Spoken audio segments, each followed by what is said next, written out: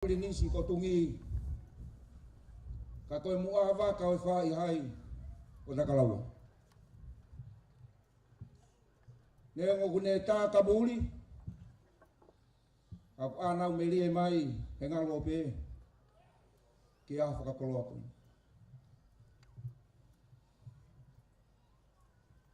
Whatapu ke whakawhalangang aho.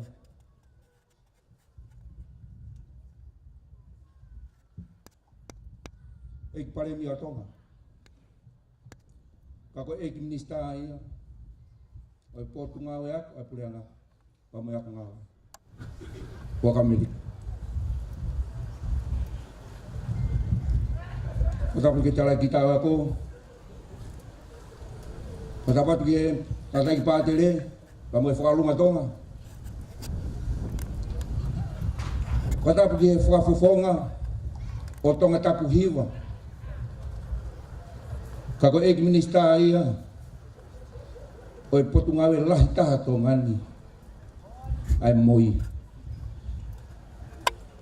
17 tomo.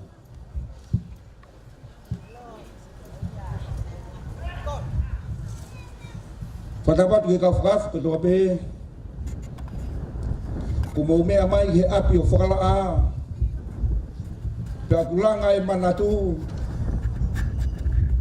ke api tupu a koeni, lai whaia e tali whatongia. Ki he eiki lahi, ko whatu multi a mea, pa me api kōra. Ta walu o ua, nai hake a misalore, e whanga ko fui pa. Pena e tali ai, e whatu, ko e fofoa ia, o e mama o e lotu. He kolo eiki koe. Ahoni ko hoko e api koe ni. O e fofua ianga, o e mama o e ato, i he tonga kotoa. Pea ko mua whana. Eiki pare mi a tonga. Ke tali le rei koe. I holoto maulano ka ke mea mai. Neo e whaingata aho. Amo femo ekina o whatongia ko ke fuesia. Ka ke tali lau le rei. Asi mea atu e mahatu ani. Ke whahau ngai aho. Pagoia mahawhana aho. Motol ko toa pe ku mo lava mai ahon. Ke whakalangi langi. Ai fu ofa ko eni. Ko whai he kau taha tutuku. Pangala. Ahon ko ikuna. Tuku mua nau he. He kohok whatongia ki whakahoko e tahu polo kalamaka ko umawhana. E koe ki motu a nia. O e ako tiu tahapun siliwa. Pou lahi. Ki ngau e ahon. Te tok talano anai. Kai tu ke wafe e pale mia. Ke whakahoko e polo kalama o hoa tani kono ua. He ko mawhana ka inga tamakotungi. Pea ko hope te u. Pai ke lava ngai te ni ti. Ke me atu pe. Koe lalo ka asiae. Ke i toi pe ngai ko whai ngai mea lele. Ko pea tatari ai. Kata hoko atu. Wai whawhini ko kore. Ia tui ono. Whamore more. Lava mai whai lea. Tari o katoa ngai huatani. Pea ka hiria. Te tau hoko atu ke lotu. E whakahoko atu e whaiwhikau. Te waki nusi. Ilo e ko mounga ki loto kune whaiwhatongia. Ka me wātā korua apotoloa. Tui ono.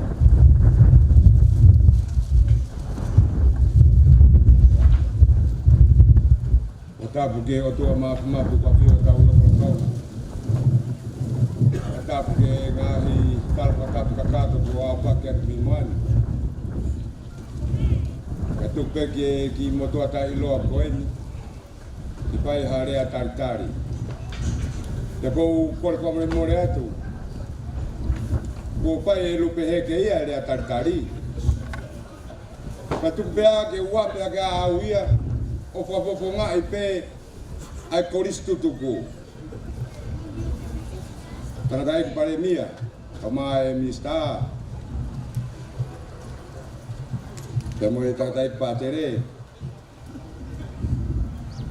CEO ka o mai ka o tokon CEO. Ko e ki motua ko ni ka iloa. Ka kia ko amanaki aku te ukau he proklama a koini. Ka kulame i pehe motuani. Ko e paka koloa aini he ko e tua kau pe tahu to he api ko pokala a. Te ku whahingoa ki ai e to wako koini. Taiwa warnoa. Ko e pua matala koura. Pe ku whamahino pe ia ko e paka koloa koini. E ko mautol pene ri lahi tahe a kone pae konseti. E ko whamalo atu ke Taiwa warnoa. Mi he o pe. Se hapotu pe i mamani. Malo o mo pie umataha. Ke pae ngā ue. Kuta ulawa mea e aha koeni. Ka te utoi whakaloloa. Ko whakamalo pe ia po pungai ate whakamalo lahi. I ho mo mea mai ke whakakato. O tāpua ki. Ke whakaola. A ngā ue aha koeni. Lewa rea kau tau atu.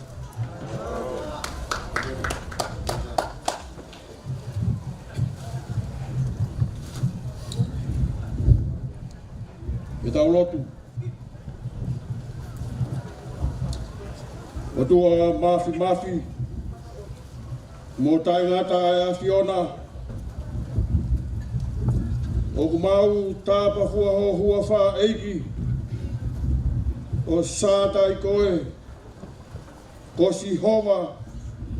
Ko ela eloha a Fiona. O kumau whawhetai pe kumau whamalo atu. O mau la kai mai, ai uaki la kanga o aho whakakoloani. Pea koke whinangalo rei. Ke mau ihe pangai, ka koe malae o api ko whakalaa. Ke whakakoloa ai la kanga hono ua, o aho koeni. Pea ko mea e ki whakalangi o aho, ka mapare mia. Pai maa ki nā dolu e kau whakaafi. Ko nau ihe te pire ilo oi hoatani. Pea tā lolo aho o kakai. Koe uhi o tua, koe hounga e ofai a Fiona. Ko whai mai api koeni. Eki u maulotu atu, ko e whita aeo e aho, u hapai mai e ngahi fofonga, na e mōwhia, ka mo e ngahi fofonga, ko tafe pea e kakawa, ko e uhi pe o tua, ko e ofa i e whanau, tau tupu e kolo koini.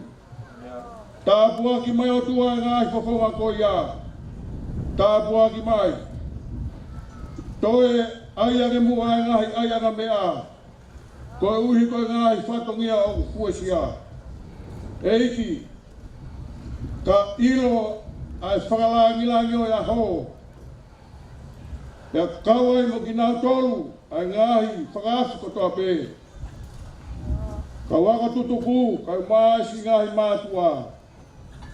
Tawang ke whakafou mai ai haivi.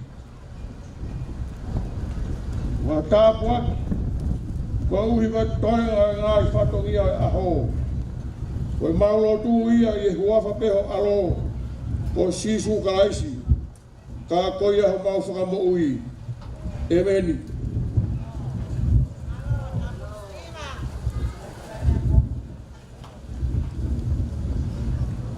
Ko malo atu ki he sātai whiwhkau, waka whakaata e ofa e honi, pa mo teo e honi.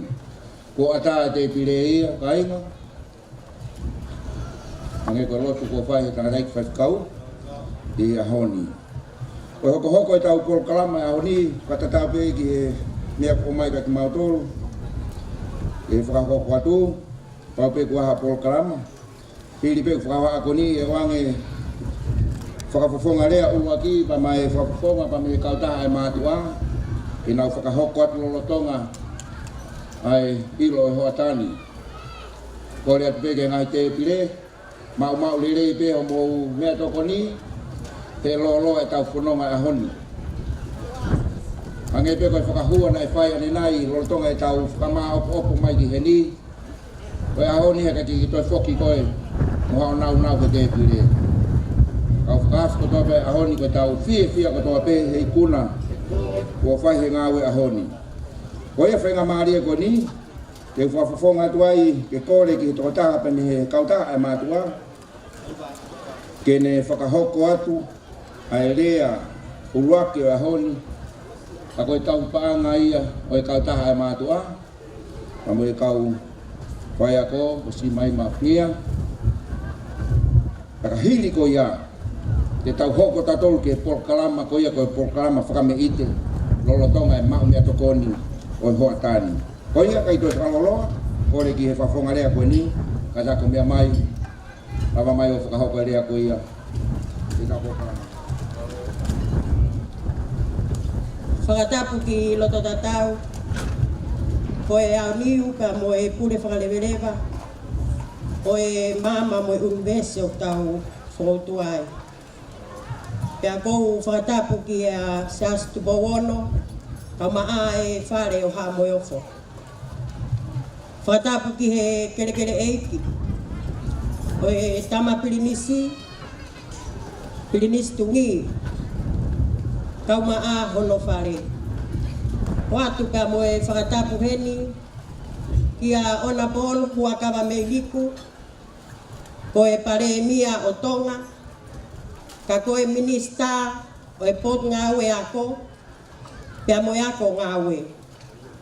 Watu ka mo e whakatapu, ki he ofisa pure ngawe, o e pot ngawe ako, mo ako ngawe, ka koe taha o e ngai huelo koula, o e api ko whakalaa, palo fesa tangikina moi stin. Whakatapu atu heni ki a Ona Paul 17 tau moua, ko e minista, ka ngai ko ngawe lalahi ai pureanga, ka ko ho tau whakafofonga ia, ki he whakalearea. Pea kou whakatapu atu heni, ki a Iskeriot, pea mo e kau ofisa maalunga ko toa pe, a potu ngai ako, o ku mau mea mai i aha koeli.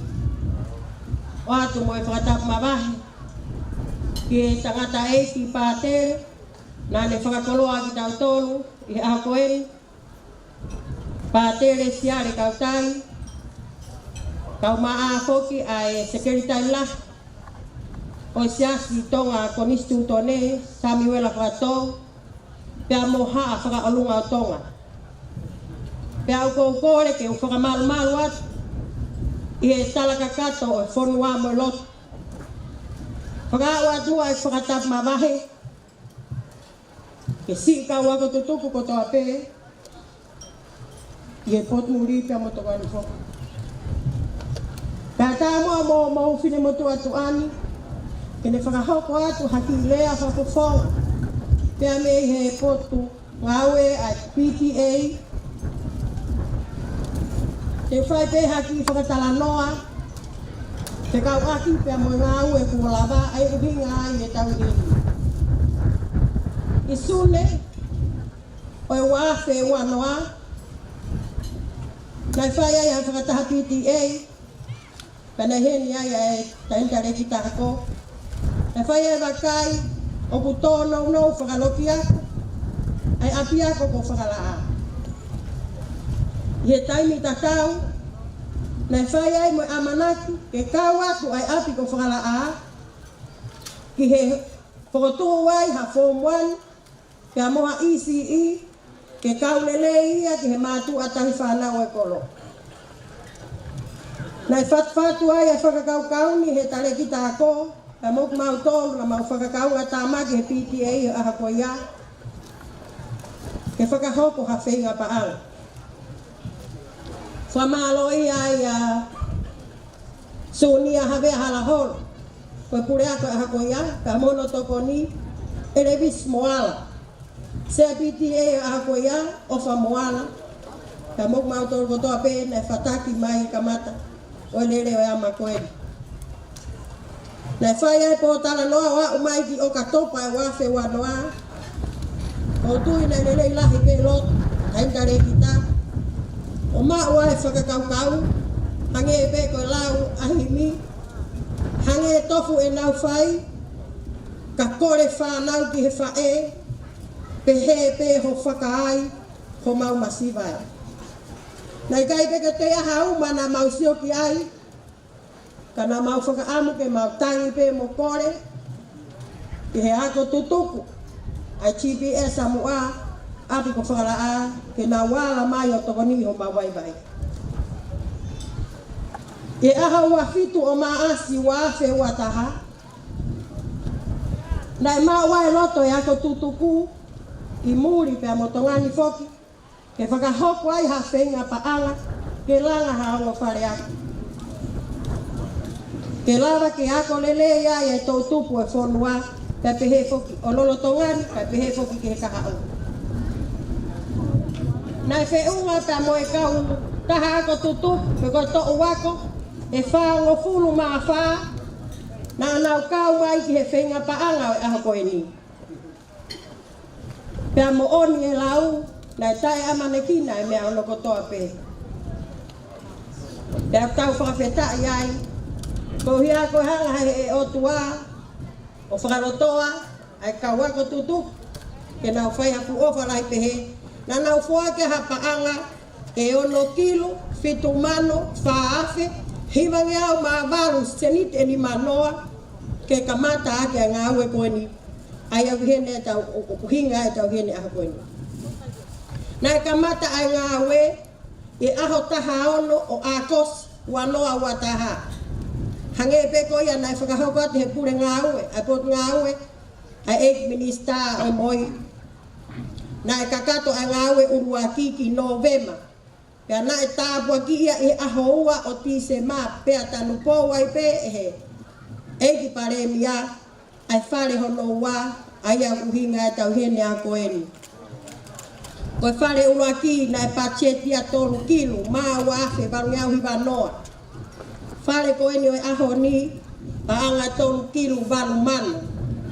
Whakatahaha i kotoa, ka wako tutuku, pe he foki ki he kolo eiko tungi. Pe foki ki la pa. Ai ka wako tutuk pe me alak fonua. Pere haku. Pe mo fe pe la he feitu. Na mo wala ni mamai. Na fe unga katoa e whakapaanga e wafare ua koe ni. Ne ongo ko o ate whamatalaka ko se mau pe. Ke te vai vahe atu anga he ngā ue na whakahoko. Na ono kilu, balu manu, ua afe, balu nge au hiwa noa. Koe paanga katoa e na whakapaanga. Tau whakawheta he ofa ko mo whai. Pea kou whakamalo i ai, ai si kau ngā ue kotoa pe, na mau kau ngā kau mai he ngā tau ko mariwa tu. Hika turi mai au, pea moe ngungu tau, pea moe toi ngā koutor pe na tau whengai aki. Tau rea whakata pe moe rea, me tahi kāre ri, koe e kipe. Pea aku tau monu ia, api ko whala a, ko hia ko tau whanau ta mā. Tankina moe mo stili. Mahino na e whakamau whatu a hono lalanga e api ko whakala a. Aki ai mo ui loto lu o ikai ke siokit. Kai hau hori ke oko oko. Ko uhi ngā koe hako tupu e aha koe ni. Ka ko tā i maari e manu vai vai. I e whangota ai lulu tai. He pehe e tai aonga e pai ke re. Kai alu ai muka i kai. Ko pau ke pare kina pe tau mo ui. Pa ke tau lotu pe mo whakawheta i he mea kotoa pe. Koi e ko e ki whakahoha pe ia. Mo ki vahe vahe me whine mo tuatuan. Ai anga lele mai e mau ngā ue. Ka koi ai karata e ki paremia. Ngari na ko te ngutu tamurea. Ka kou tui. Ko tonu ke omi koi ha pare ma kehe. Ma ai chi e ma esa mua. Ko uhia, ko e fu ta o whainga ta a koe ni e ua ko tau si tua ki ai. I kai pe tuku e whakaia ka whaiha kakao. Pea ko e whakamaoni, ne ongo e maulau tohi. ka ko ho maulo tō hange pe iha kau university. Pako ia ko kore at kia te koe. Ka tai ke whukatua ta puro kalama who'oho po ngā ko. Ai hawhai ako ko ka anga ke uhoko au hawhai ako ko ka anga. Hai ko whinmotu hawhai ako ko ka anga. Kai ke toi ai hasilapa ia. Koe whahao no wā ko rea tupeke ministai moi. Me aha ke pe ko mauloto mala e o kuki ta fungo funga. Ia tai me fo mai ai ho ngahi mea ngā wehe na lawa i pia whakarere. Neo loe ke whakalolo a ka kou loto ke toe ui atu pe ai hingoa o e ngahi to o wako na nau whai ai whoak uhinga e butau lo nuku ai he apu whakalai aha koene. To o wako uruaki pao o whakalaa tau tahiwa no noa tahiwa no no to wako ia ai taine CEO. Hoko kia i ko tuitu o whakawai pipitongi o whakalaa, tahiwa no tolu, tahiwa no walu. Ko kana vela uruaki, tahiwa no wha, tahiwa no hiwa. Fui pā kakala o loto mua, tahiwa no fitu, tahiwa fitua. Wo lewa mo whakalaa, tahiwa no hiwa, tahiwa fitu wha. Mama anga o api ko whakalaa, tahiwa fitu noa, tahiwa fitu nima. Pupunga matariki o api ko whakalaa, tahiwa fitua, e tahiwa fitu hiwa. Forever young and beautiful GPS Samoa, tahiwa fitu mawha. Fupua matala koula, tahiwa fitu nima, ke tahiwa walu noa. Pure oto koula mehe api ko whakalaa, tahiwa fitu ono, tahiwa walu taha. Tua melie ki whakalaa, tahiwa fitu fitu ki he tahiwa walua. Manatu melie ki whakalaa, tahiwa fitu walu, tahiwa walu tolu. Manatu moe ofa, tahiwa fitu hiwa, tahiwa walu lima. Panapanaola me whakalaa, tahiwa walu noa, tahiwa walu lima. O baba kuru, tahiwa walu taha, tahiwa walu ono. Whangalongono a GPS Samoa, tahiwa walua, tahiwa walu fitu. Pua torinofo, tahiwa walu tolu, tahiwa walu walu. Kau tae iloa o walu wha, walu hiwa, tahiwa walu wha, tahiwa walu hiwa. Red Sea, tahiwa walu nima, tahiwa hiwa noa. Teki teki o whakalaa, tahiwa walu ono, ke tahiwa hiwa taha. Lata anga o uno sangone, tahiwa walu fitu, ke tahiwa hiwa wa. Bisa lore bolot, me api ko whakalaa, tahiwa walu ke tahiwa hiwa tolu. O tua mo whakalaa ko ho tau tofia, tahiwa walu hiwa ke tahiwa hiwa wha. Whana fotu o hiwa ngofuruma nima, tahiwa hiwa noa ke tahiwa hiwa nima. Huelo tui fio o api ko whakalaa, tahiwa hiwa taha ke tahiwa hiwa ono. Fatu me whakalaa, tahiwa hiwa wa ke tahiwa hiwa fitu.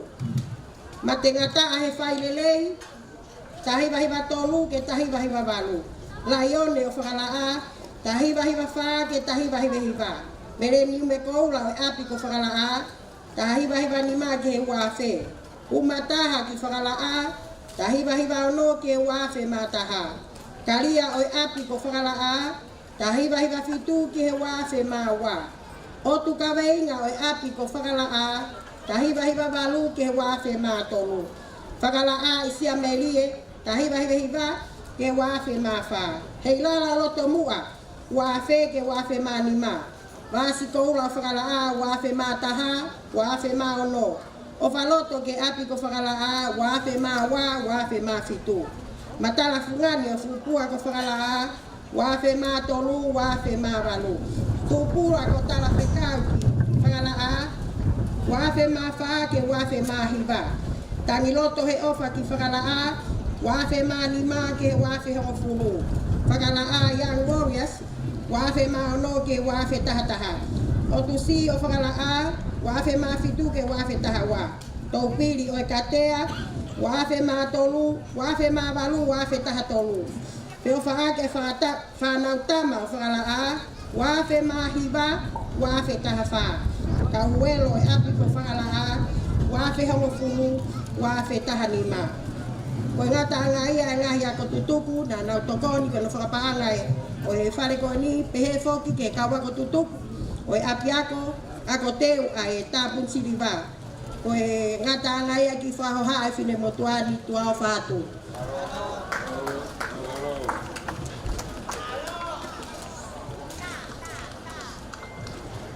Pemarahi ki tau paanga e kautaha e mātua, mo e kautaha e whai ako.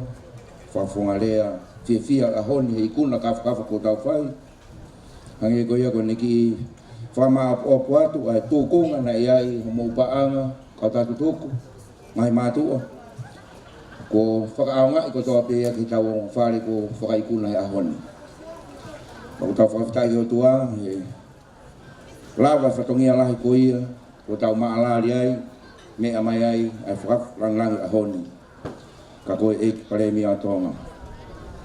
Kai ke toi whakaloloa, kola tonga e ilo hoa tani.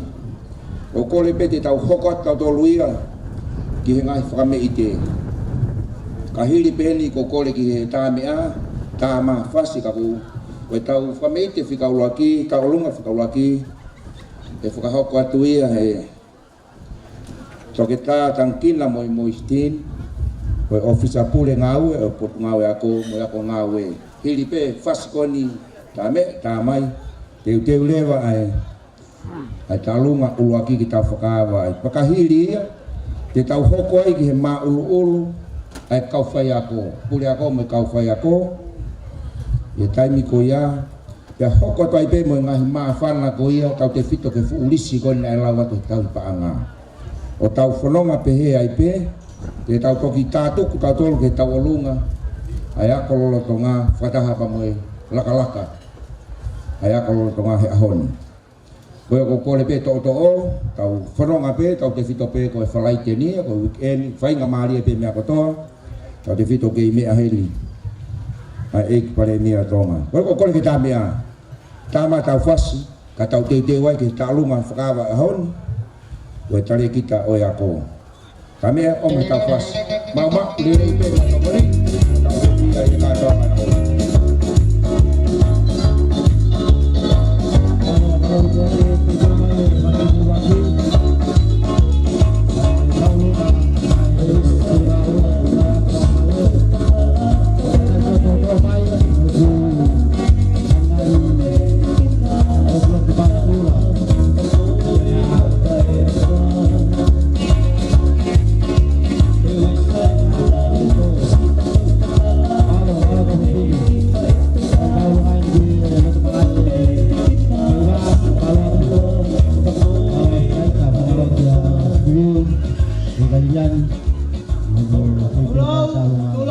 tulong. Ogo ke ngawe ake pangataku na apake tuliono i malai ki. Ta mo ku ke la fola lo atu a fatongi atu ani. Ko so me te o kamata ake ka to nga ya honi e fa falang lang. Ko so me te ya ayang yo GMS alumni. Pe ko tahine officer pule ho potu ngawe ako mo ako ngawe. O se mau ngalu tuku atu e, o mau whatongi isa. Nei kai tuku a mau leolei, na mau whai o mau osiki a vele ngā, o hapai ai wheitu una, pia mo e potu ngau e ako ngā au e ai whonua. Eik pale mia, koe mea whakawale he anga ka koe masiva, isa. Neongo sisi o tolo whatai ka koe veve e me paki. O maulele mai e ahon, uiai ki tuanga e mau tau olunga. O ko atu ia ke whariki aki, ho o mea lelehe o whanonga holo. Ho o mea ki hake, mea ki hifo, pea ko atu te mo ki koini, ke si utu aki, ho o mea lelehe. Ko whakalau noa e whili motua pule ngā weni. E kone o ngoi, ko ngā lutu koe. Hono whatongia. Isa, koe mea whaware anga koe kai whie māwa e, kai whie koe tarango fua pe o ngawhai. Ko le atu ka whine, tau ki mai ai koloa, tau ki mai ki tua, te tau ke mau. Ko teki o tau olunga oi. Angi o GMS alumni, ko tola ni maafe, o kuaki atu ya ke komiti PTA mo ya kalolotonga, ke hoko atu aki ho tau fatong ya. Ikaya mea tau, ikaya mea seunga, ka ko atu pe mo kotoa si o mauloto, mo tala mono atu, ke hoko atu tau fatong ya, tua fatu. Tama tau fasi, ya tau tulafa le ke tau elangi o ya ho o fatu. Chibi da samura, teke na iafe. Mai kuopilina, ate koane asibe. Atau himafan, atomani pemope. Taki ako takala, teputari amiga. Ahai na ngai fa'u ta to na kagusi. Kalau mak ya kita lu maskawa yang hudi. Fa'u ya di betul kalau kita siap. Itu kita ka to na konsep ya fa kagusi.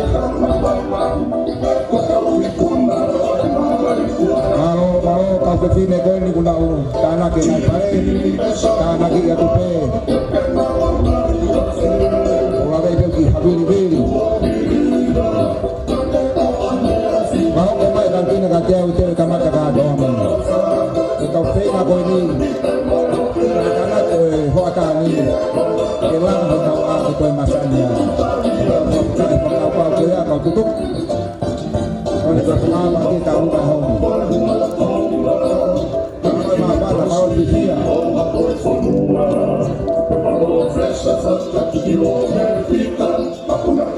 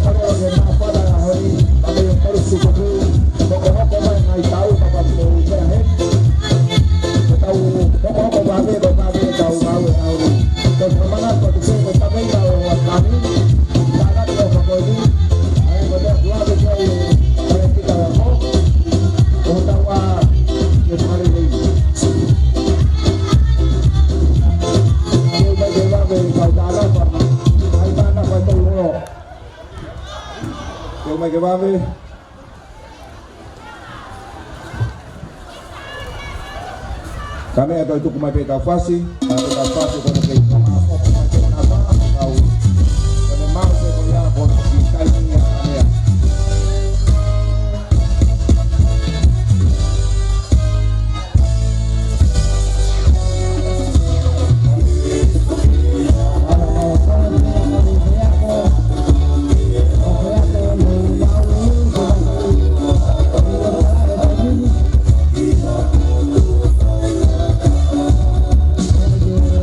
Wow.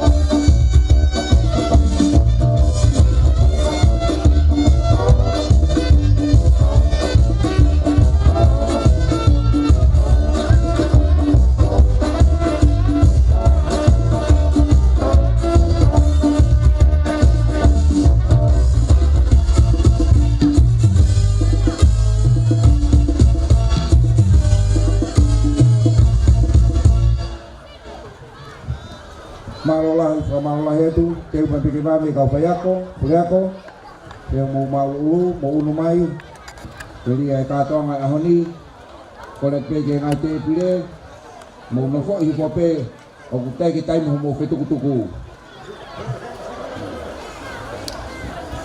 kolek pe ngai te pile kon no taf aki sama apa pulele mai pe nofo mai kau kato ngai ahoni oye kole tamea to mai pe ta fasitaha ya tu mau patoto mai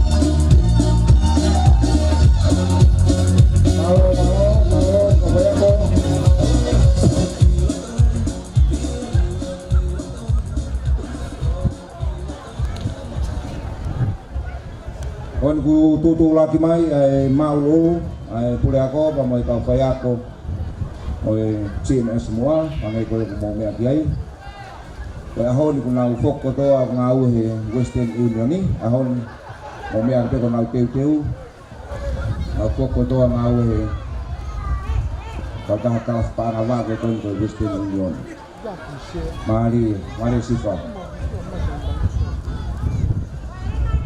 lahiri pe ay famete kon faya to maulu ko ni os pakahok ko mai katiao me kauta tutuku teu mai ay fui pa kakala oloto mua temo hoko ai ko tau wave pe ka kita ko fa hoko ngai tao mo dol pe ma fana ke wave mo uno mai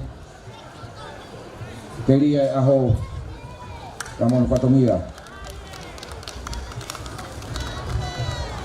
e premia oi maulu ko ni oi fa opeki motua oi me ai pe ko matang tuifua kama sino lah kahaya mi mui o puna ke ia o ka hanya ngai fa u lak ta olonga ko ia kare kita atu kita hoko mal na fami kita olonga kamata ka kita fa lo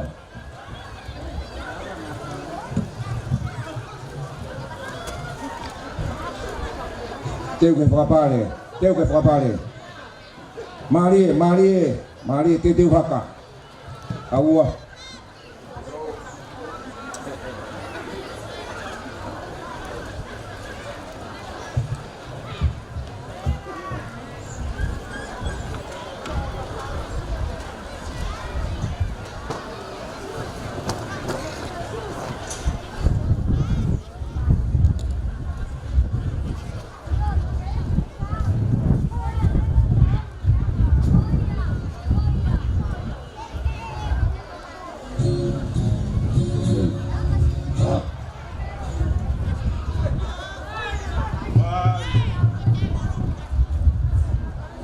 Marie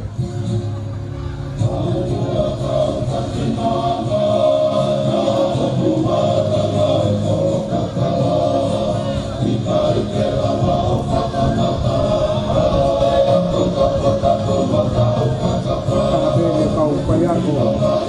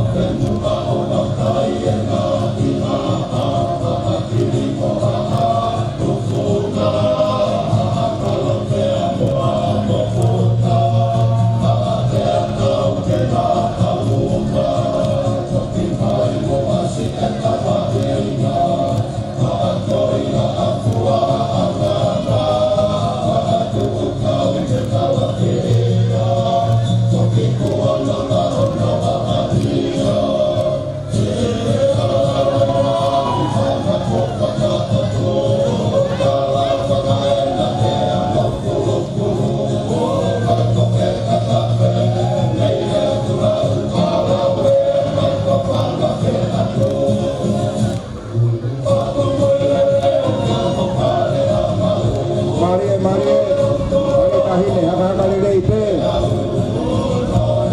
Awe momosi pehe kapayako. Maro mafana maro bobo. Kanto na hondi nero kabaka. Ke kore pege mai to wa ko ta hoko mai pe. Ta hoko mai pe hi patomia ni. E kore pege ta hoko mai pe.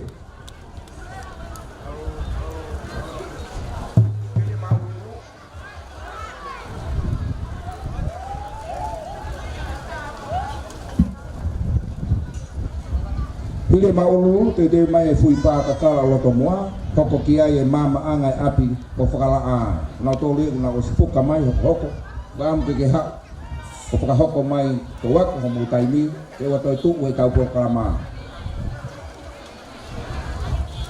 mari faiva mari punak ko fe na fa punak on na fa la lo wa ko na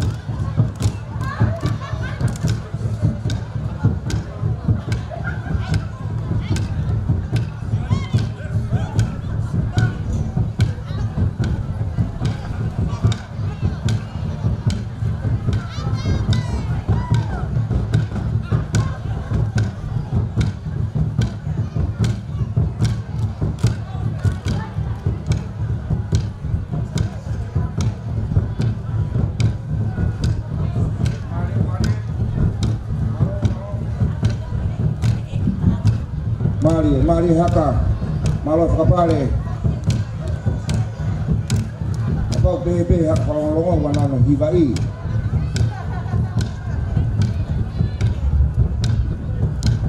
malo kapufini malo muasi kapale Koe tau tanak anga pare bena tuku atu mua hina kala apa pe mea tanak kiai. Koe tau proseki ku fam kiai kare kita koe tau a. Lapa ile mai tau fo I ka toanga ahoni koe whakawheta I ke o tua e mapanga. Teu mai fui paka kala loto mua mama anga api ko whakala a ko kana vela teu mai e ka ke tau toi mot tau taki mini teu ape ka tau wawe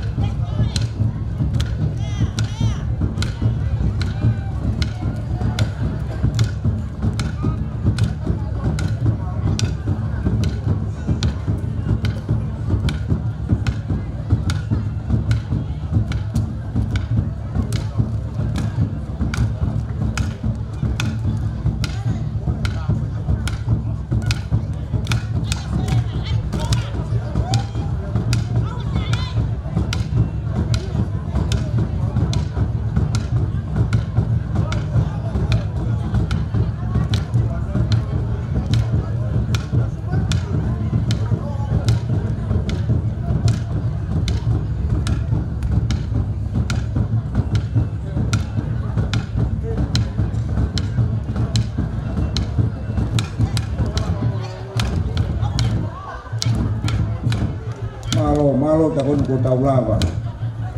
Wong teke ai ko hiwa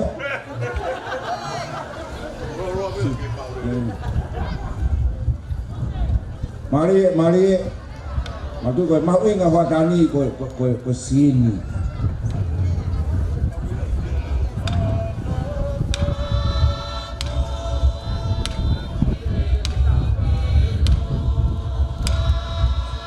Mari mahino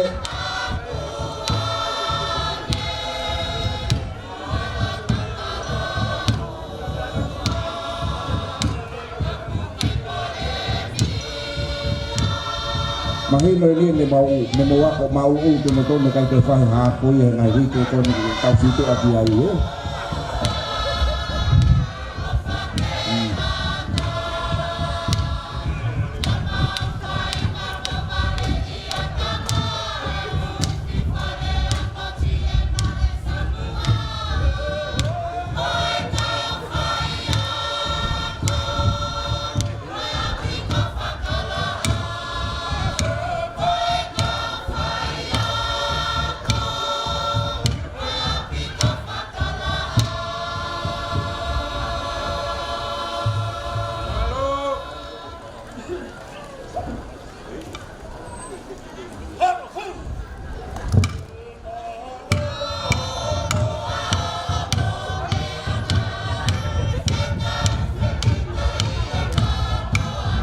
Mari fau penake.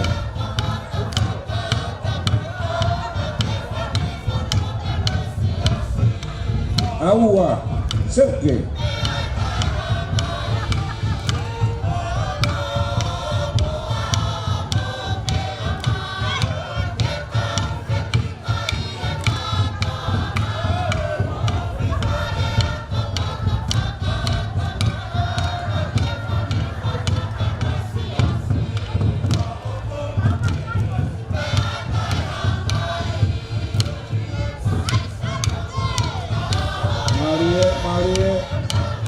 Maria fau.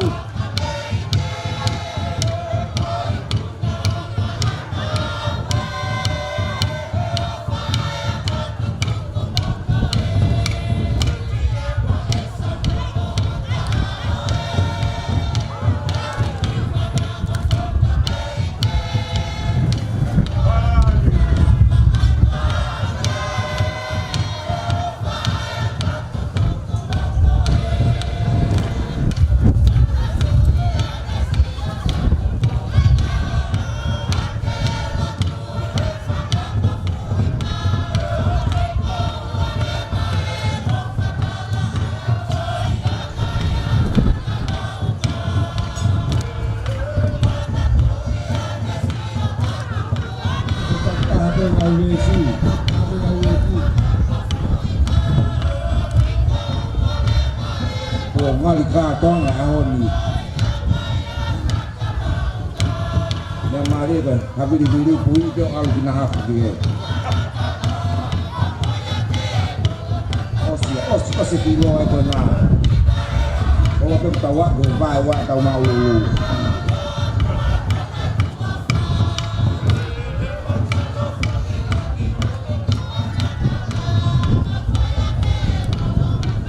Malo kau lihat. Fiber.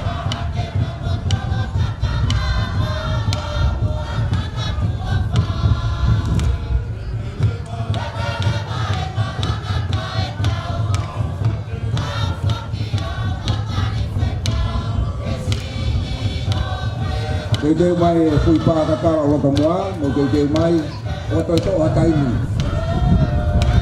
Kau mau pasti talamai ke TJ talamai kai mini. Ospe hoko, ope kapati tau ko mini keu ape kato watu. Oku tau ko tupe tau hoko to lah tau tutugo. Mana tupe te mai tau kai balakala ka tau sa ke katoang. Ko temo toko ni mai. Jadi ape me aheni ek paremi ato ma mo tau ka fe ahori.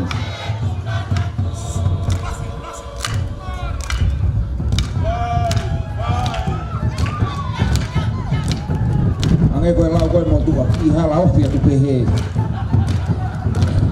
Iha lau fia tu pehe wofi. Owa. Ani mo cek.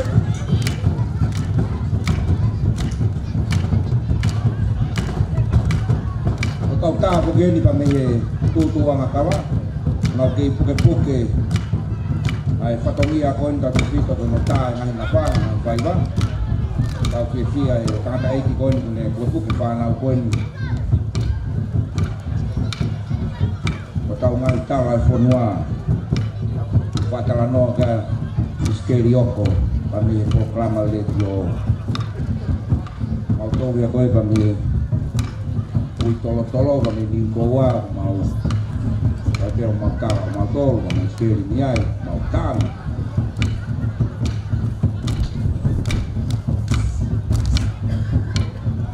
Mari te deu mai fui pa ospeni ko hoko ia mama ana api ko fala kana mera bege pule oto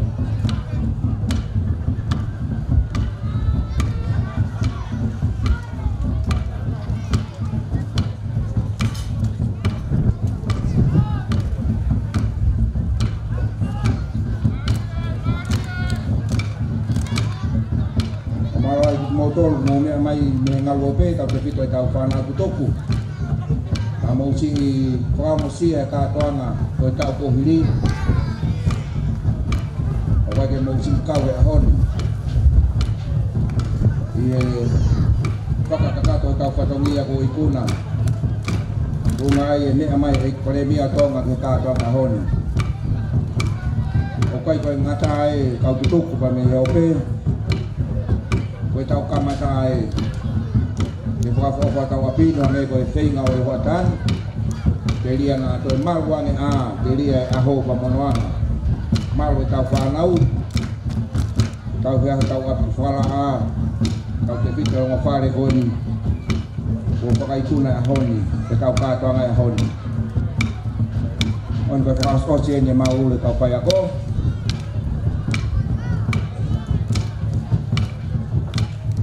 Hoko tai peke ngai mawhana ahoni tau te pita te haka tutuku. Una os mateu na toke ahoni.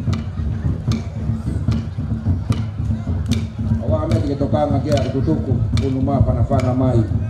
Kon ku heni pe mai fai tau. Ora tu yono.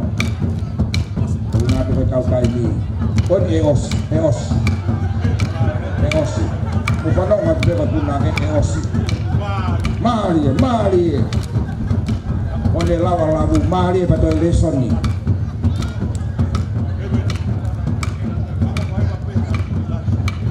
Kati pe ofisa ako. Eke mulahe ni kain na kwa iwa ko mahina u ako ko osi ko.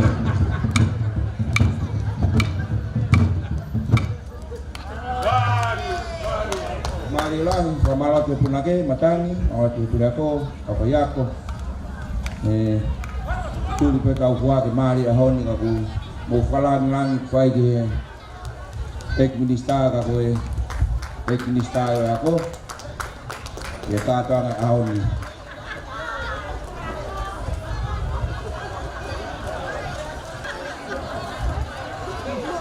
Teu puno.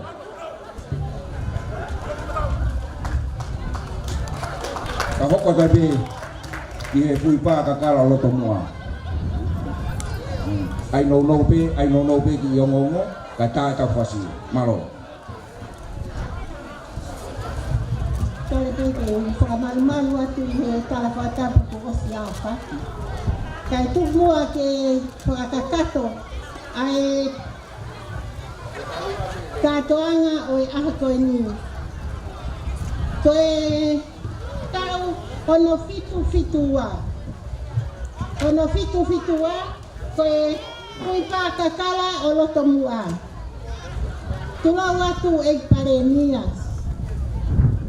Kai taha halea ia feunga. Pe anea e feunga ke fotu aki a ta uono fitua. Ka koe paionia fokieni ki hala ki whai matao tau koe ni. Pe aku hulu pe na mea kotoa. Hulu he mea kotoa.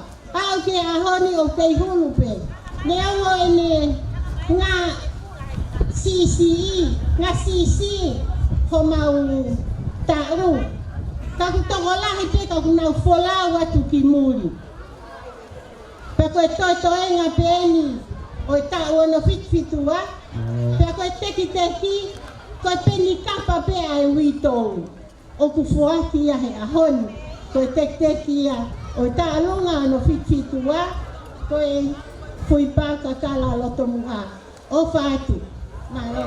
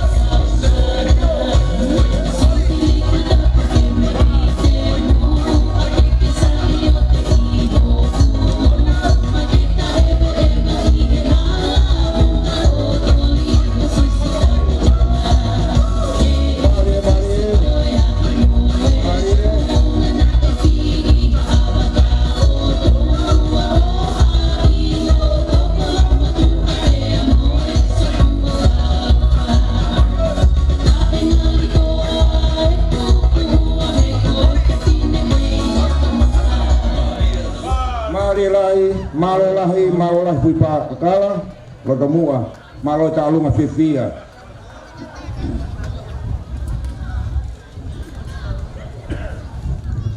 Pakatulo watu kau lakolalo watu patongia ang koen kaya mo kono mapana ko eto wa koen mono pitunoa pituono pea pipahingoa ia ko mama anga oi api ko fakalaa he ko matu atangata una osi he patere moi fai fekao ko ki mau tol peri utoe mai ke mau whakafofonga ai aho ko e ni moi mau whakamalo lahi atu e pale mia tonga ko me amai ke tau katoanga mo ko i aho ko ni pehe foki ho mau whakafofonga ko e hahake ka hunofo nuku alofa o ston peki fetukutuku mai ke mau maheni kai ke whakamalo atu ko mo me amai he ahoni ke tau katoanga ko ia kore ake tunga fine mātua o e fitunoa, fituono me hake kiloto papa o tau taimi ene. Ko ia ke DJ, ke tā mai ko mau pasi. Mau. Ari, mama ana nabi ko fala. Tawa wa ko ko ni. Tau mai ke para bula ko ia ba mentia. Vai toa ko ni mama ana happy ko kala malo barato itu buanga happy ko na saya mo na wawa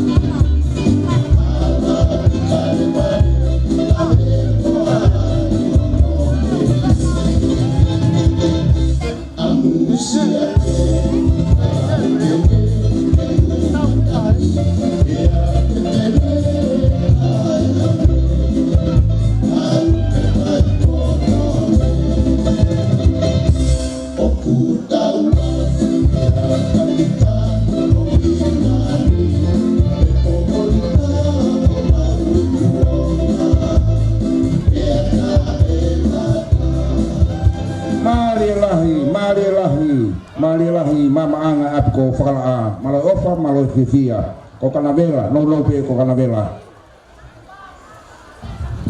ko le peke ufanga katapuka ta ke fakate makita na goni ko matolen ko kanabela ni ma ko matol ka mate ka vai ne ko no fa no hiba ko mataki ko kismo ala ko ne me ate ki lusila ko ho paten ko mapa uhila ko sawela fakato ko mapa ta no ho ma ko ton hapai vatwei pe amo tupo movete emeline fia senkuni ai te foki ate au pe amo mo fanga marido na tono fatola ko kana mira kange ko lau ko tanta lunga ne mo pese te vai ka te fenga pe ke nu loto ko ia pe o fata mo tono no kata to malo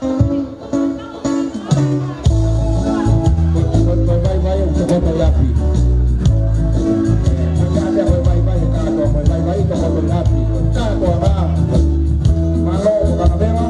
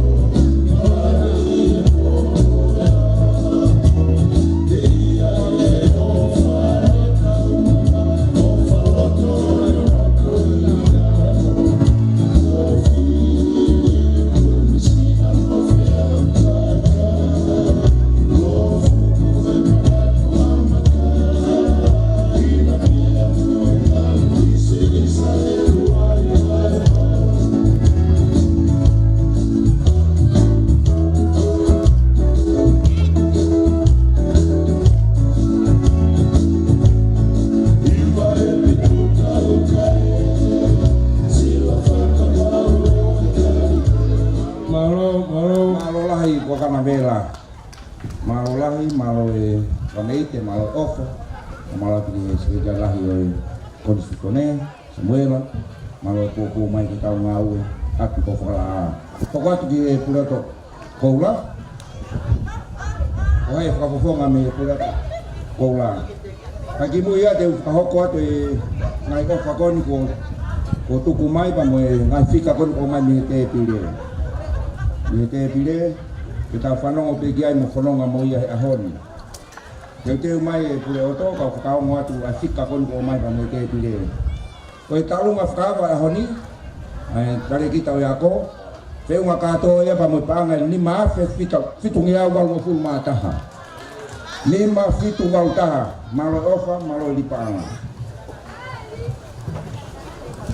O ka puni mai ai taolunga to uako mate ngata a.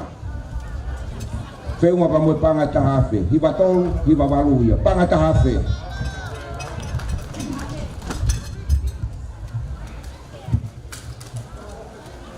Hoko atu lewa ki he pule oto tai mini, mau pe fasi hoko atu. Owa. Kone beba ke whakatu ai taolunga kaini, koe tau ako o pule oto koula, o kiloto e Palestini, ko token puri ako e apini, pirisi pinau, koe pe foke mau ngahi mau lakang, koe mau CEO, koe pe mau puri ako.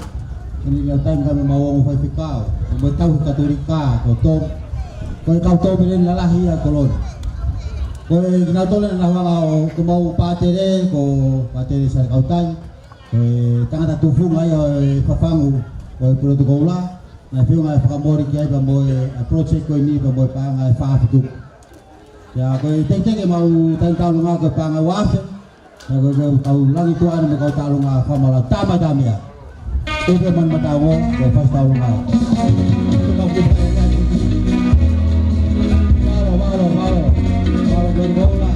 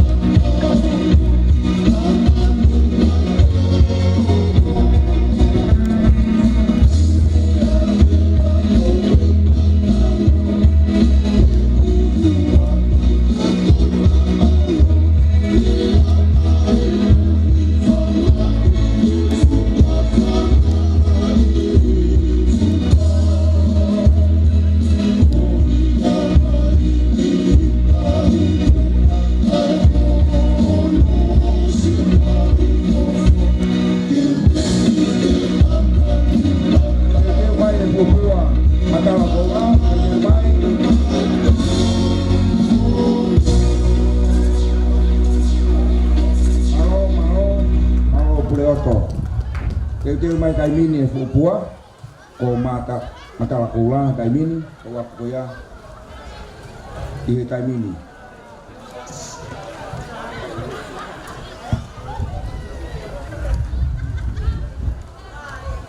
to wa ko fui pa katala lo to moa fe wa mo fa pa mo pa ni mangea no fitu ni ma no fitu tau lunga ko ia pa mo e fai vai ka fai ko ma lu fe wa ka to ia mo no ngea ni mango fulu ono ni manoa mama anga api ko fakala a fe wa ka to mo ta ha fe te au kitu taha fitu taha mate ngata a fe fai le fe wa pa nga taha fe ko kana vera tafe ma fitu taha koko atu ki fui pa ma pe ta mea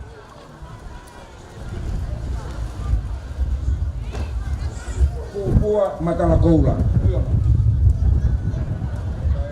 Ngai atu ai tau pitu nima valnoa.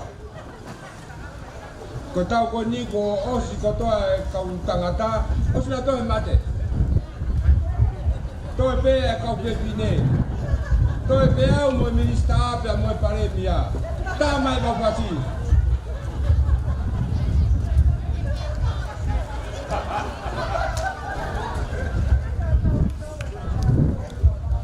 Malo Yono ta nana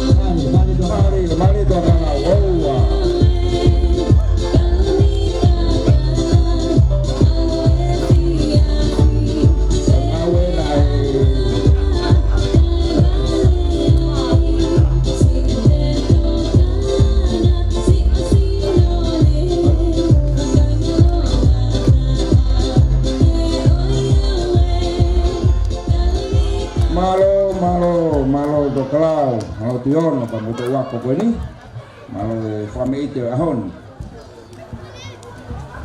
kita hoko leva kiri to wako ko ni ko e kalia api ko pakala a maka to wako ni kimuin osto kumai na tek ko panga ta hafe ko mo tai ni tek ko panga ta hafe kalia ko motor ko do ape mo heka kalia ko motor ni kai mini tamai ta fasi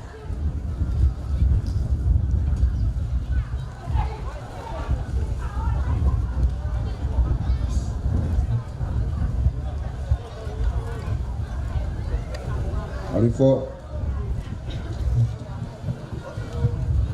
Koe ta olunga koe ni o kalia api whalaa. Wale kana na ne mau ai Mr. Olunga koe ia Junior.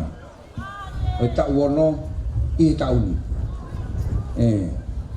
Koe teu ia api whalaa. Wale kana na ne itahi nena ne mau ai toku koe ia. Ta uono i Mr. Olunga ai pot ngawe tak mamata koe tauni. Tada mea.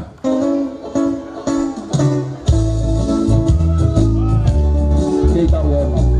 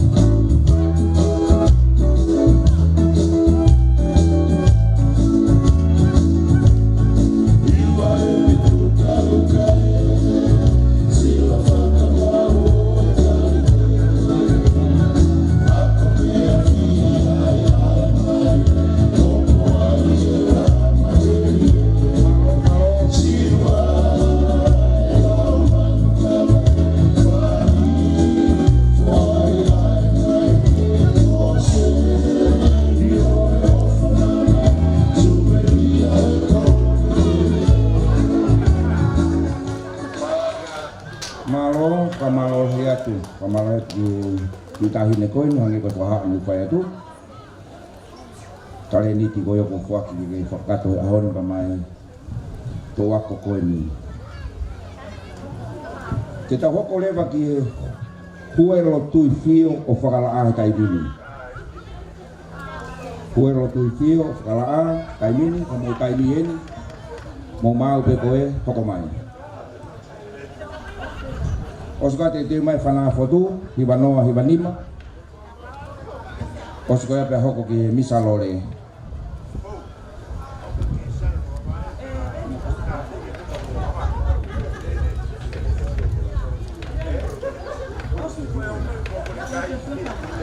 Oska fana foto mo ko. Tiga to kan.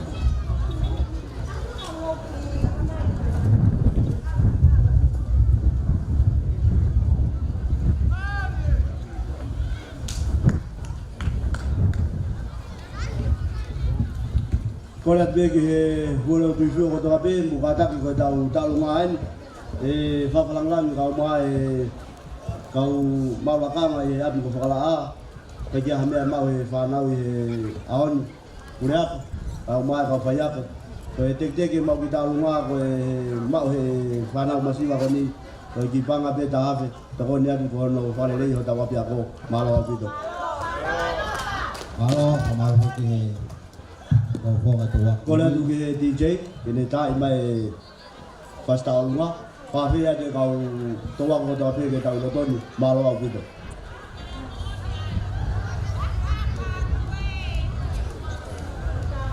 Kalau video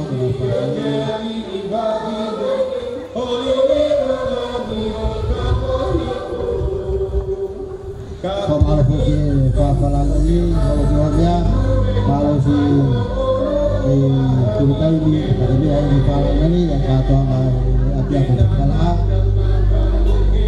kami ini berbuat betul aku kalau nas sudah berfungsi kata mahal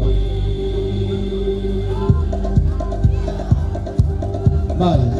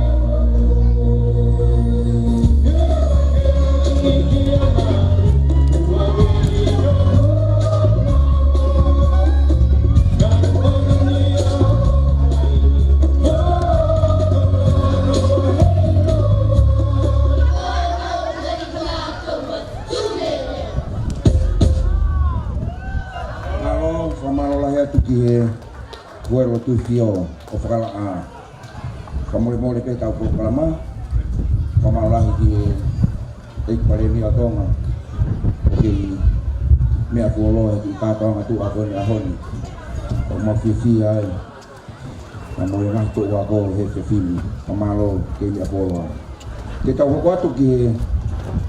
que to wa ko ia fana foto hivanima Pana foto kono tek ki ko pana tahafe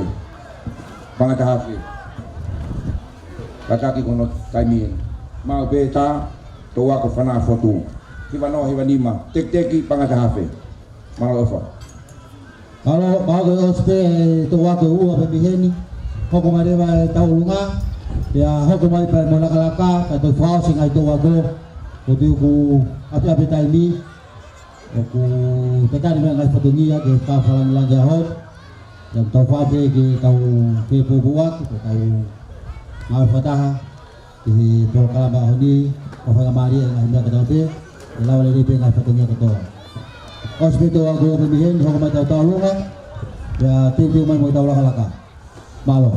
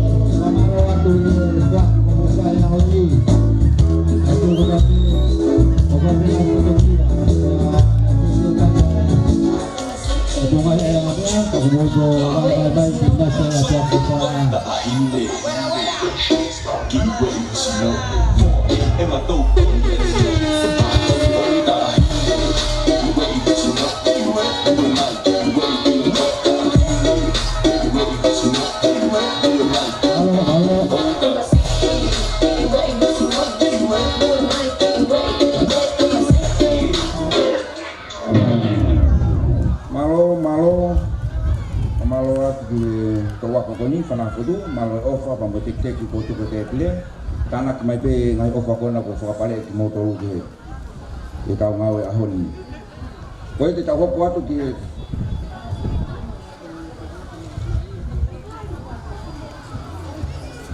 pa to wa ko hoko mai tai mini ka tak pe misalole o ki fa ngata mo hu mai tai mini ho mo ta me ko ke live pe ni tai mini ti mak tai pe wa ko tai mini ko no mai mo mana tu iku sange ko api tai mi to pe foi to wa ko ua ta le fai ba ko e firma pe me a to premia nga fitungia o ya ko le atu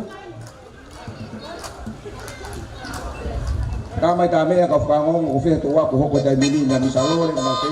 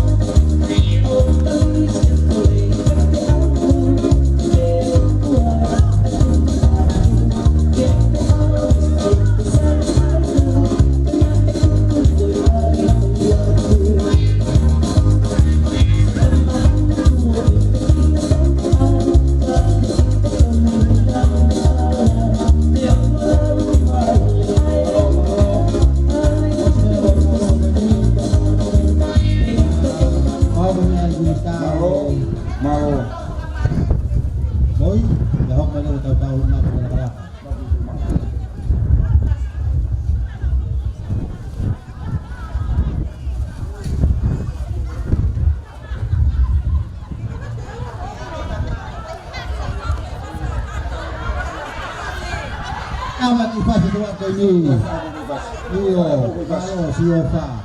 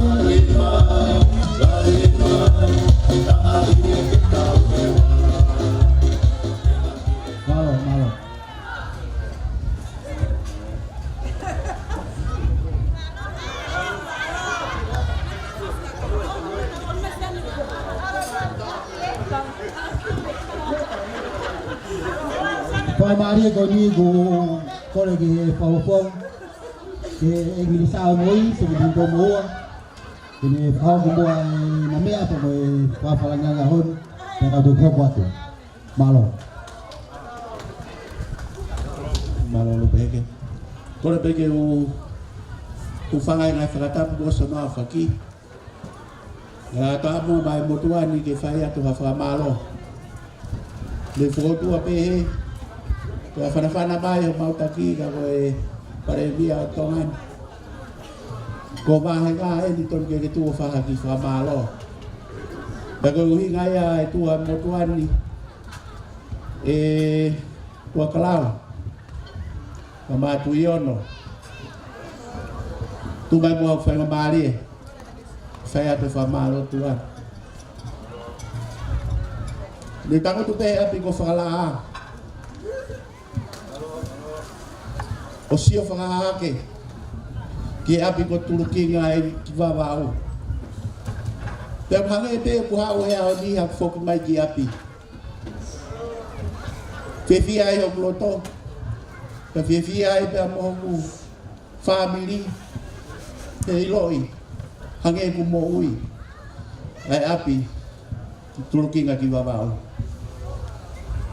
Whewhia foku e ao ni ku dele mai ku fa nga tonga ta piva o ve via bito que ta fe lo ak mo kai nga tungi kai nga eiki me akotoa ke fa lo e gure ka te u fa no pe ku i ko nga ka fa nga e ho ko kalau ke via bito was mai ani o ga me ma ku fa ma lo at pe on ta lele tanga dai pare mia mai CEO e pot ngawe te lave te mo tuan te mo mau kau de mai to a be a tu to fok mai ai wa ventaha tai va fitu no tai va fitu ono go en go yen te ta mahai dia a honi ka go tu ko ta uia te huai ke api ko fala a nele ya ko le ki ko ta funga hai api ni io pana mai ta dai pare mia ko re fai mai dia e petuna e fai si o ki ai e fai hanu fato galere e fa malo atu pure ako de age ao de ko re na ki mu buia le boia ye hala ke varita pe mo ki sai tuo ka ke lo fa nau ko tu i do nga ko ai fa ko ya malo api to kala ma tai mi Boleh bawa apa? Kalau kita pas mai, dia ada kau ke Inggris tahu, jadi jomo apa fora namanya apa mai ki fafalang langahon kagak kali itu. Kau fana utama foki aku tu kinga, mutu te ki mau kau ilo kiai, kau abtu puangai ya, kau fora tu mata priva 17 tomo. Poko mai fana ola o fala a ka ta te hoko ro ke tau lunga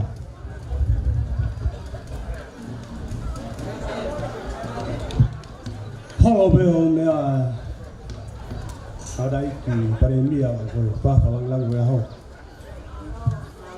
kai mai to la ka fa lang o to ke fa fo mai presteni mo to wa ko Fanaula valu lima ya api kala o paristeni ko paula lo bakapun ko tonga ka do ka me pa o nau sakapaya iyo tumu kaya ame ma ko osi ngai mau lima ko osi ngai mau ni ma fuak ya dia hun ko mau kita unga tete dia ke pangata Orang itu DJ kata tak ini bukan cuma pas ngomong walu lima kau tak apa mau ulat tuh kalau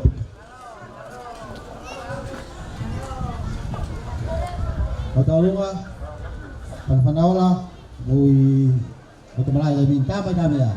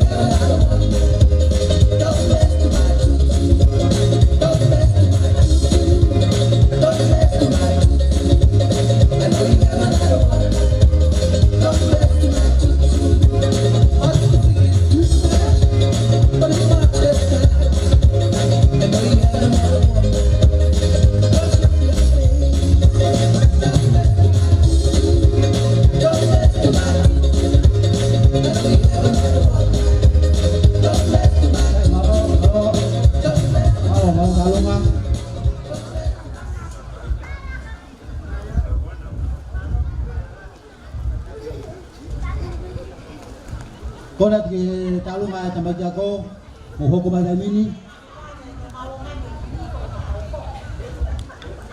Talunga panawako buka taki o taki magi malae. Kahiri be talunga panawako ya hukum ay be mamboy talunga misalole. Satu hukum ay talunga laka.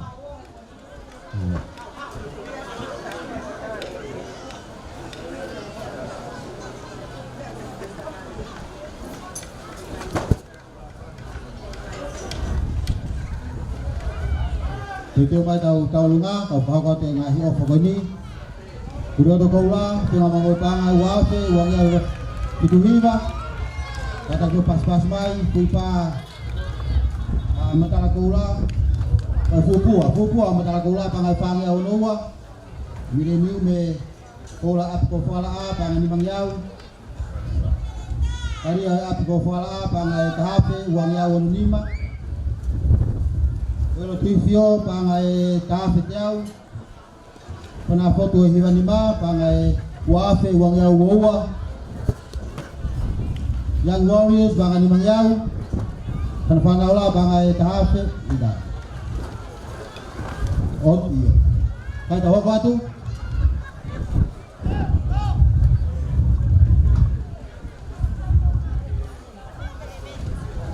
Untuk ambo fala agok tofia pangatafe matahanima puago karfikau di fala pangani mangyao.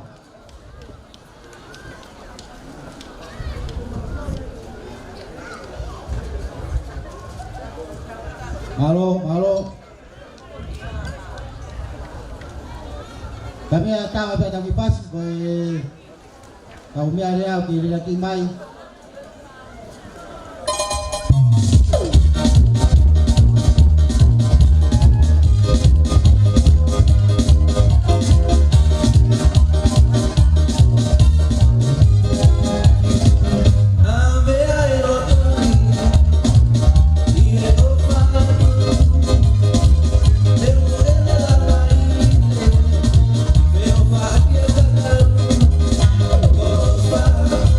Oh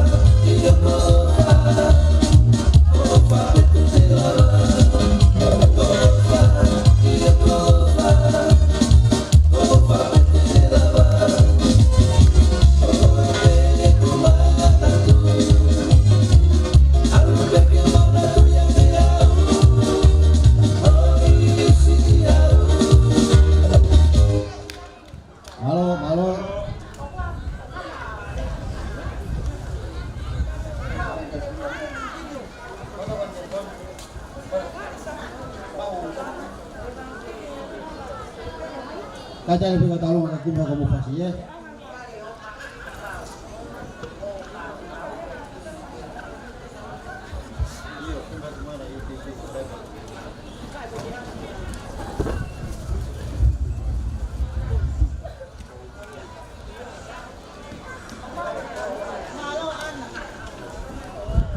Dia mau kau talung ah.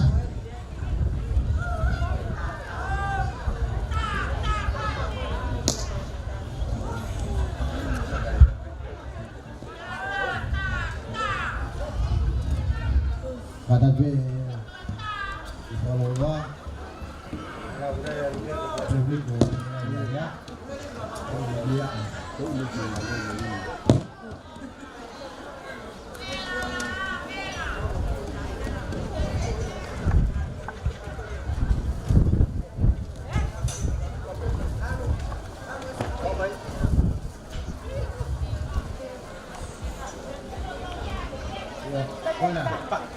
talungan na pana wagaw ko tete.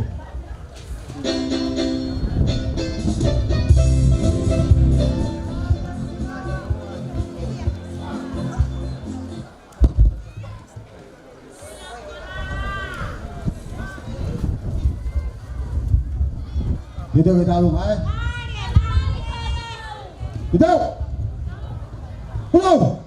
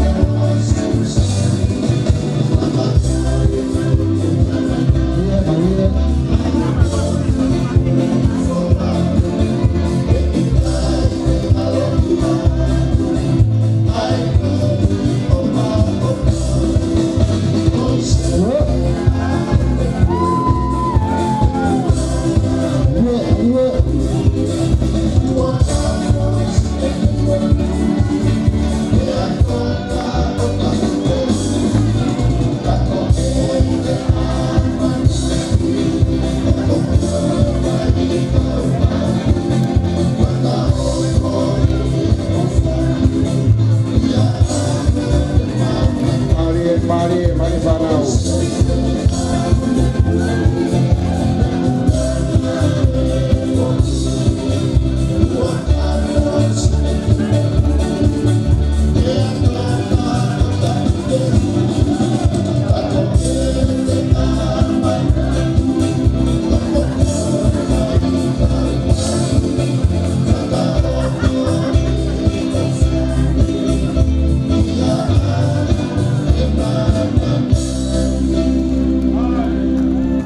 Mari Fanau. Malo taluma. Kato puno tu mau aku apa deh nak kita anak kita pepini kota kotomnya. Tafoki mau mapare kuya ke lava screen aja. Tafoki mulawat gitu kahini waktu lawat warna ya screen Fanau mau file.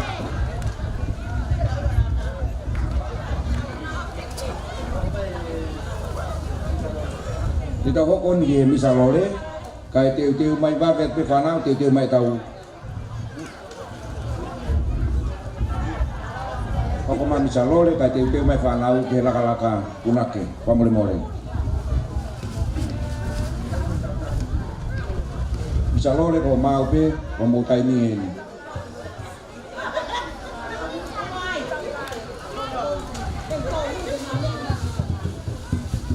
Kami aku mau pe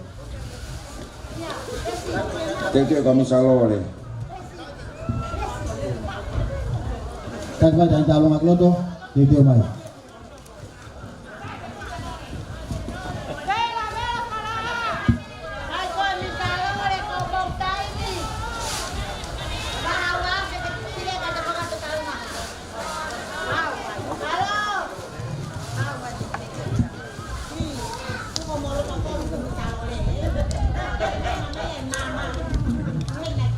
Mari. Misalnya ini penya misalnya kau tahu laka ya. Os kau atau kau os ya kau ipe tahu ngahi tahu olunga. Kau lupa. Mari.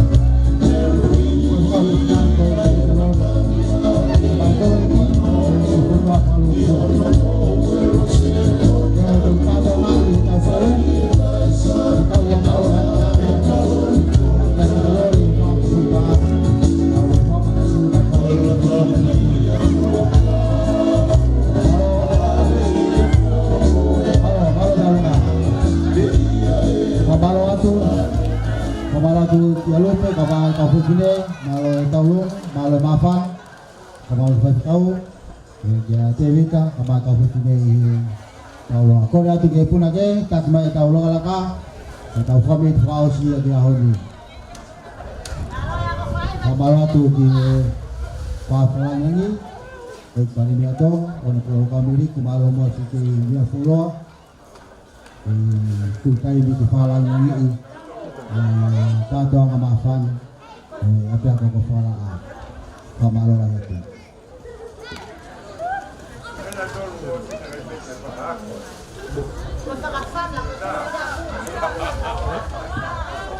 malo lube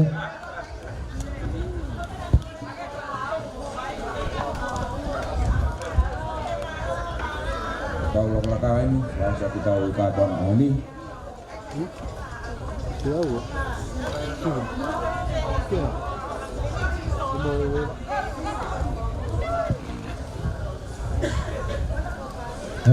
Punake no laka hodway kaki mai laka pada waktu apa fala wasa kita kami itu di fala lagi dari kau itu berapa di aku malo lupa kami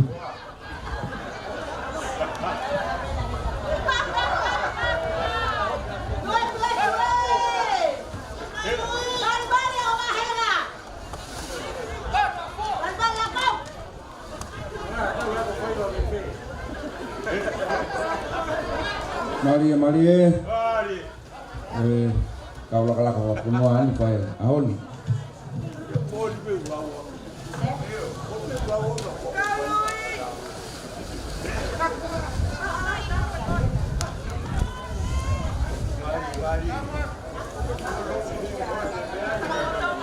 Maria.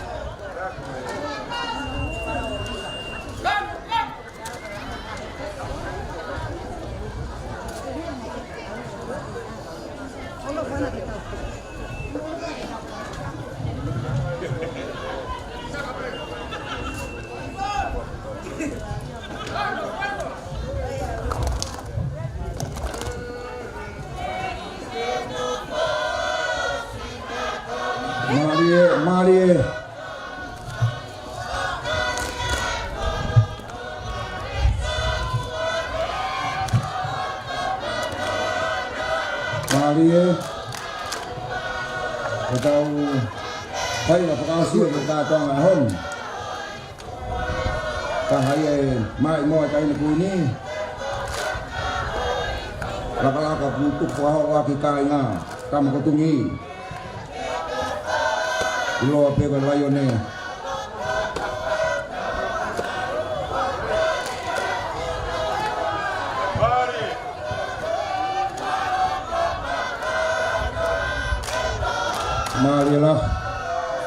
Mari kau punake, malau kau hiba, kei puke, kau patunga matu iPhone wa, tanga kon kei faya pore, ai ki api kau kala.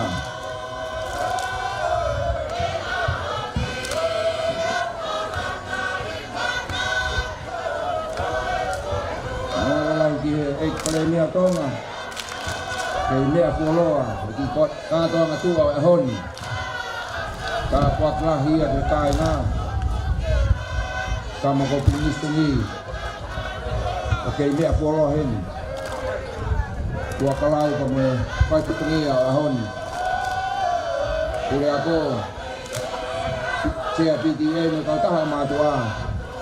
Kay kuna kapakapakupay ahon.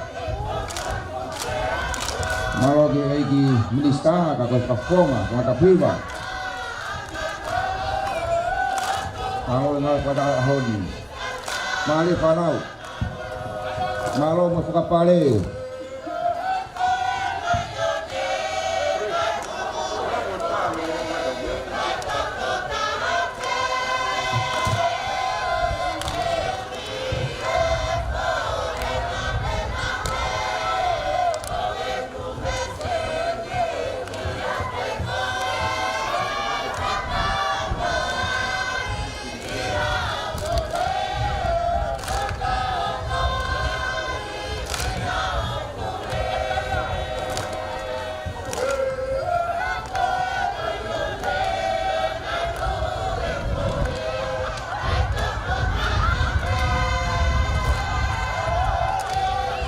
Malie, malo whakapare.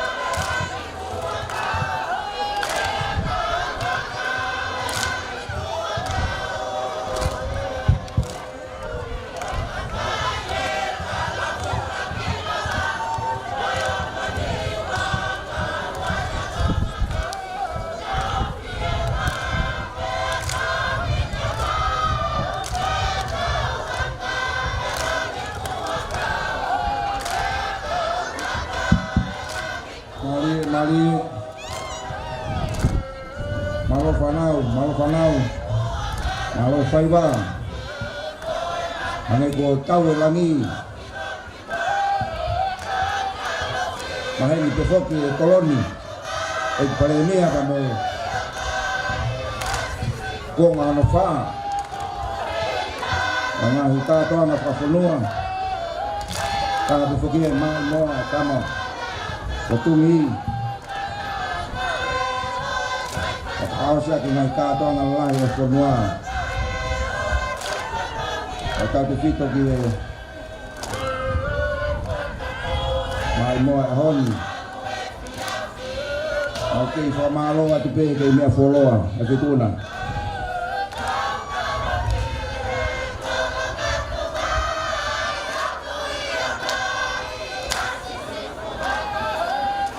Hili laka ya kilea kamalo kakatau ke programa no pe saya kau tahu PDA isi tamon kan semua itu kamalo kau tahu nggak hon kata kau fokat ke keresi malo lahi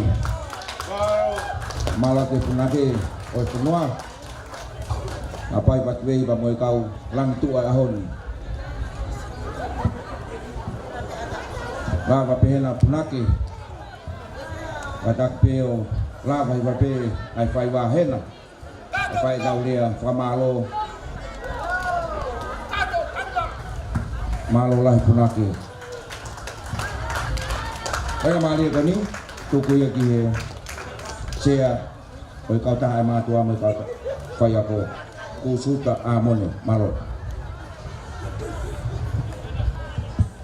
ole ke u whakamal malu pe he tā whatongia e aho lele noa omi mua hak whainga maari e ke tala ngofua ki he tau polo kalama ke whai halea whakamalo Tōnga he ngā au e kōla wā. Tawange mo tai hā mai, mo hoa iki o e whonuani. Ka māhe hei atu ai tala, ko ke mea i siokuanga. Opa te iheni, ko e taliangi, kia hoa iki mo hātaki. Isa kai se kuna, isa kai sukena, mua e matapā koe, kai hu anua ke hungalu o pea. Ngai hangeha misi, siene mohe mei ulu, kai whawhetai, nai ke iongo mai, mei he poho mua. O kune ke i wakape. Iyo, koe kau matatali, te nau ausi whanua. Ko hoko pe o mooni se maumisi. To ulu hono mea kotoa, pe a lauta, moi kele eki o apko whakala a. Hono siofi e ngā welahi kōla wā. Ko hai a loto e tai whiawhia, tama palemia. Whawhetai e whakaivia o ngā au e mauho ngani. Ko se kia noa, ai toka angalika. Hena e whai e peke tama, moi moa lo oa ke au peheni. Nā ke tū mo pulea ngā ke kilala, si o mau masiwa. Ke tama ko tungi, ko ngā ue e ni ko lava. Ke a koia e hako tupo tataka motonga. Ke kahau o tūloa, e māma mo i ilo. Tama pale mia, mo i pulea ngā. Whawhetai e mau koloa. He nā i kai uki e ngā ue ni pia mausi o kehi. Ka nā mautu ta whaaki. Ke kilalaha ke ki mautolu. Ke kaua ko tutuku. I tō ngāni ka pehe whoki mulinga. Ko mau i vi eni. O ki kai ko hakula noa. Mā lo. Ai whakanima maka. Kono teke ka hautu loa e a koho tau koloni. Ke tau whanau, whakamalo, i hono ta inga koa ai monu ia. Moi koloa au tau to whangai. Ko e uhi ko mo poupou, mo ngahi lotu, ki he ngā weni. Whawhetai. Pea malo e ofa whanua. Whatawange mo o toa mafi. Ke tau malingi mai e ne kelesi, whakoloa ake hau whangani. Whainasa ake ai kolisi, lolotonga ka e maa ai ako tutuku, mo e kautaha ai mātua, e whamonui ake ai hou e ki. Maa e minista ako, mo e puleanga. E lawenga maali ai e hako tupu e whanua. He ngā ue lahi, o tau whea he ahoni, he loto whakapapa mooni. Lewelewa e malanga, ko tō a o whaeki atu.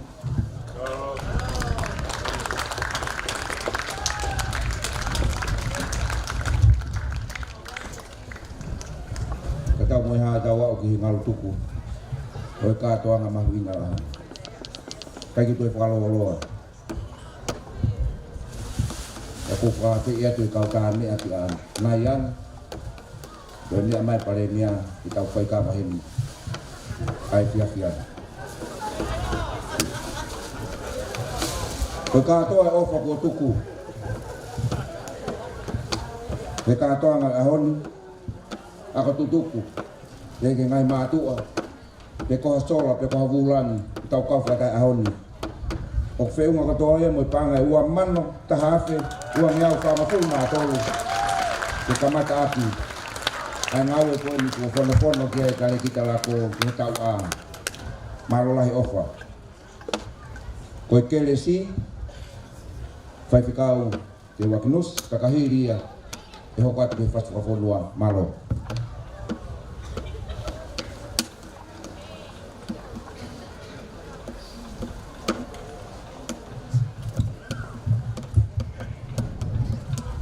Ora te moto mo ke takatu horo. Mo wata kifo.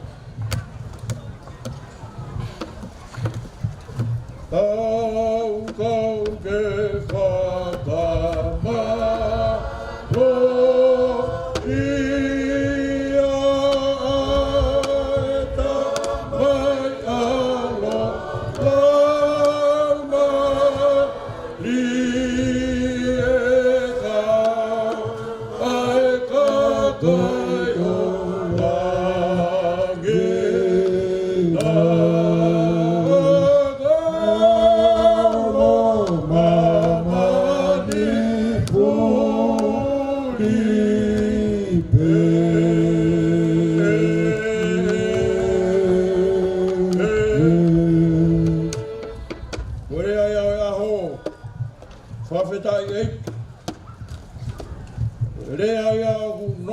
i he lau marie mo e loto o e taha kotoa pē o ku i whakalaa i a honi whakawheta i eki ko e a hona e tūtū tauwha ka koke e whakataulanga i mea kotoa pē mau i kuna ai a honi ka koe rea whakatalu o e whonuani o tau ho maulani e o tua whawhetai ku hongo atu ki loto tatauna ai whakameite ku whai i a honi. Amana ke ni eiki ke mau tutuk e mea atu ai eiki whakalangi langi o e a ho ia pe eke te knau tolu ai hou eiki whakawhen ai na wafe mai ke apko whalaa ia riu atu ai kakai ko toa pe i whalaa i a honi whatawange Mua maka e a whiona i ngai whanonga ko toa pe whai. A tūta ke ngai pot ko toa pe. Na e whai me iai ai whanonga. Pea ko e keres ngai e ki. Ofalahi e o tuanga tauta mai. Te ohi e lau maari e maa oni oni. Ke ia teki tau tolu ko toa pe ia i he ahoni. Pea whai pe o tai ngata. E meni.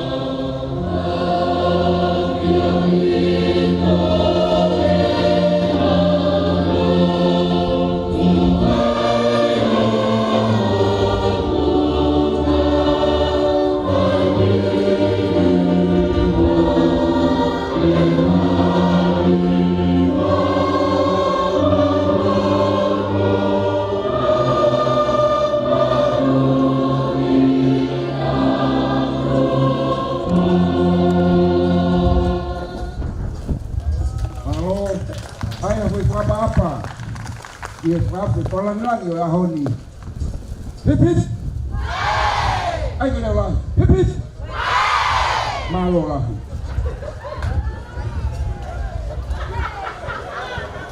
Malo lah ya tu. Punak itu di kai nak kau apa? Kamu kau ini malo lah kau tahu itu ahoni.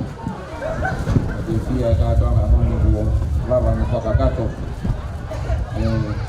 Sio yo ko ta pagi na ku to ho wale ti hen se ko tu no ko pa o si api ni a hon. Sio ko na ku to ho wale ti ko ha ki ka o mai ti ta ka ta a hon. Marolah ki ka pai ta a hon ko de ti o ka ta a hon. Ko tu ko ta na ki na ka pai a ko. Aku ko ma ro ki a hon. O se we ke pi ko ni mo. To ko e ro ta ma pa to ni a ni ko na pa to ni a.